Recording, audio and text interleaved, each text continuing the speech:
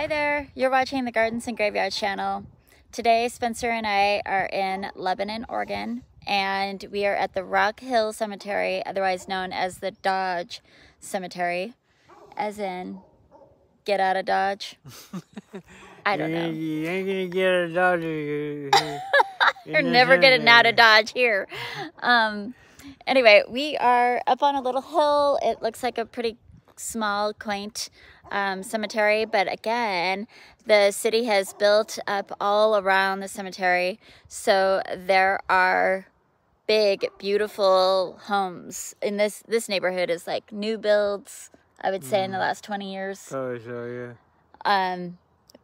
Yeah, but beautiful homes surrounding it. The cemetery itself is pretty enclosed with trees and arborvitae protecting like the sites, you know, of the homeowners.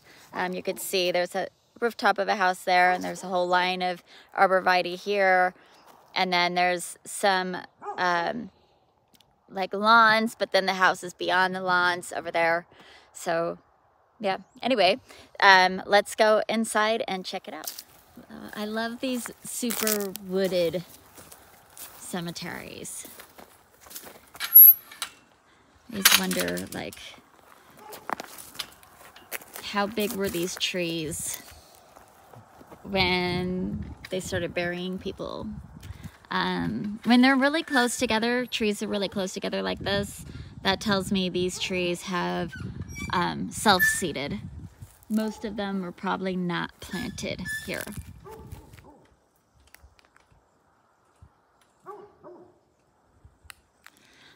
They are all oaks, and then there is a pine right here, which may have been planted, and another pine down there. The rest of them are all oaks. Boyle, it's got a anchor on it.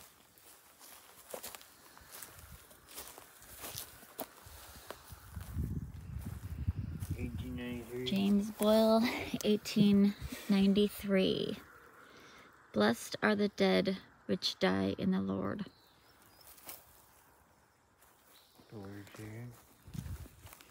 Bunch of uniformed. Looks like I'm seeing some new mixed with the old. E.J. Musselman, 1888. Edwin Mills, died in 1887, age 26 years old, gone but not forgotten. And then you see there's a blank tablet next to her. It was probably meant, or Edwin, that's probably a man. It was probably designed for the spouse who most likely got buried somewhere else. Here's the Dodge family, which is probably why this place is called Dodge. So here's Margaret Dodge. That's fairly new, 1920s. John Dodge. Another John Dodge, 1940.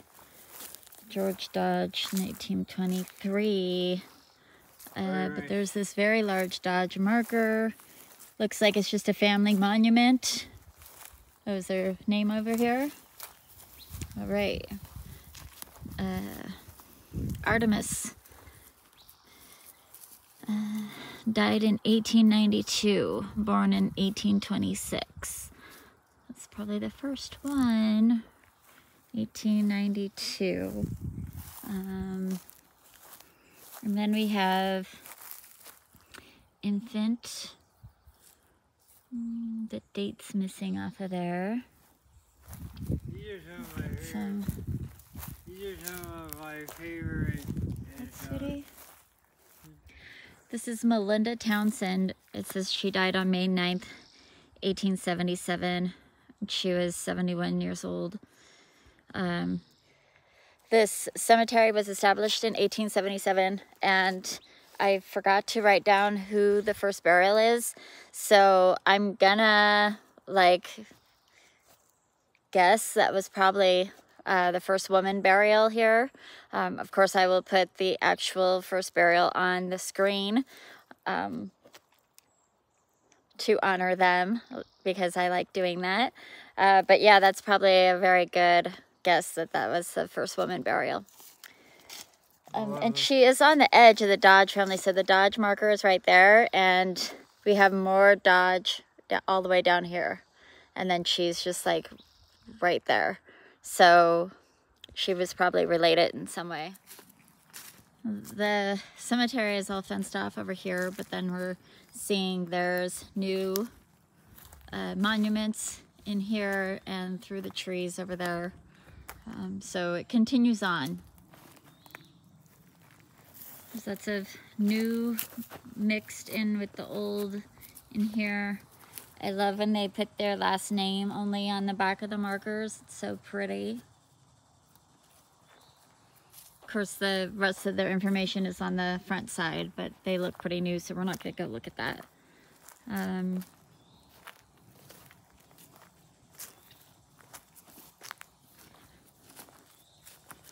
Look at all the dark family markers down there.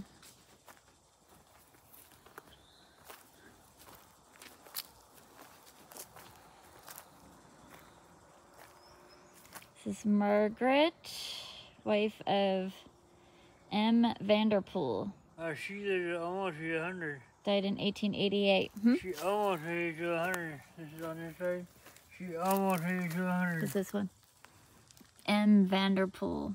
That's the husband. Died in 1896. He was born in 1798. Born in 1798. Almost made it to 100. Hard to fathom, huh?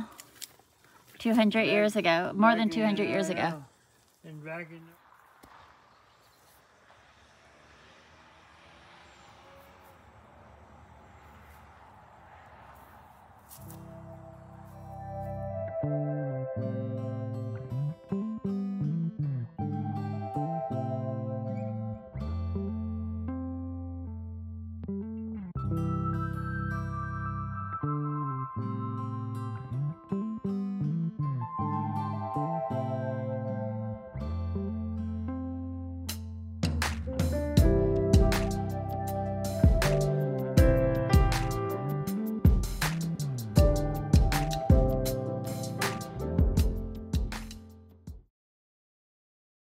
Noticing this section has all of these webs on the ground.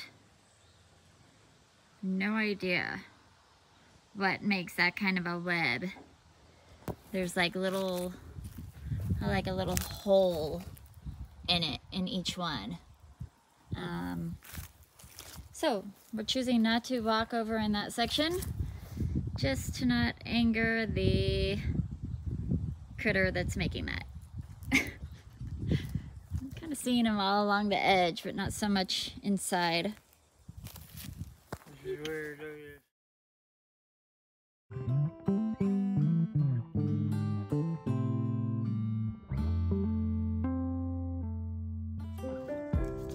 Okay, well that is going to do it for the Rock Hill / Dodge Cemetery. What we were kind of determining is that far corner over there is all the Dodge family, and then kind of in the middle was a lot of people in the 1920s, and then we have a few more 1800s over on that side. So I kind of think like the Dodges were allowing the land to be used as a cemetery, and then it was donated, maybe forgotten about a little bit, and then in the 20s, probably that's when it became Rock Hill opposed to Dodge Cemetery, and it started getting utilized again. It is still an active cemetery. There's lots of new burials and new monuments in here. It's well maintained, really beautiful. Love the woods. Yeah, that's it for today's video. I hope you enjoyed it. I hope you're celebrating your life, and we will see you in the next one. Bye.